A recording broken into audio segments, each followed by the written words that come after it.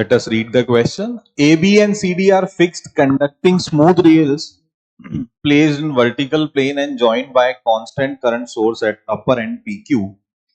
Is a conducting rod which is free to slide on the rails. A horizontal uniform magnetic field exists in space as shown. If the rod PQ is released from rest, then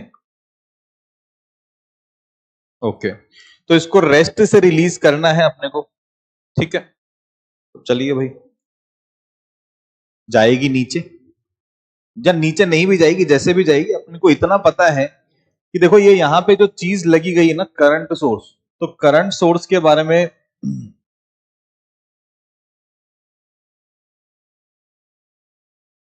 पहला जो concept यहां पे जो नया है अपने लिए वो यही है कि जो करंट सोर्स होता है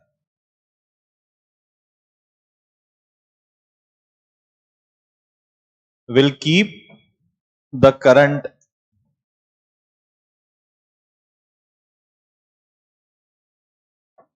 कांस्टेंट, है ना। इसके अंदर जो भी मैकेनिज्म है, वेरिएबल बैटरी होती है इसके अंदर, वो कुछ भी करेगी पर करंट को चेंज नहीं होने देगी, ठीक है। और जो दूसरा हम लोग यहां पे इसमें कॉन्सेप्ट इस्तेमाल करेंगे वो होगा FB is equals to magnetic force जो किसी भी रॉड पे आ रहा होता है, इट विल बी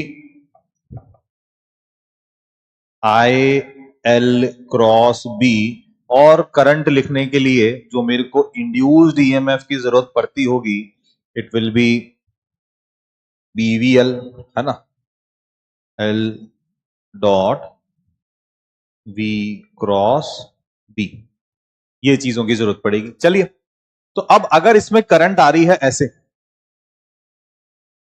इस तरीके से,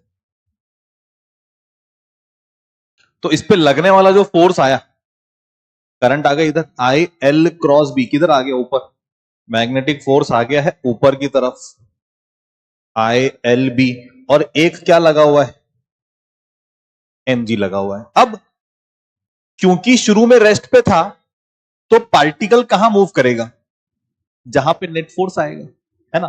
तो अगर ILB mg की तुलना में बड़ा हुआ तो ऊपर जाएगी रॉड, अगर mg ILB की तुलना में बड़ा हुआ तो रॉड किधर जाएगी, नीचे जाएगी। तो अपन ये बोल सकते हैं कि भाई if ILB is greater than mg, तो रॉड मूव्स अप, और अगर उल्टा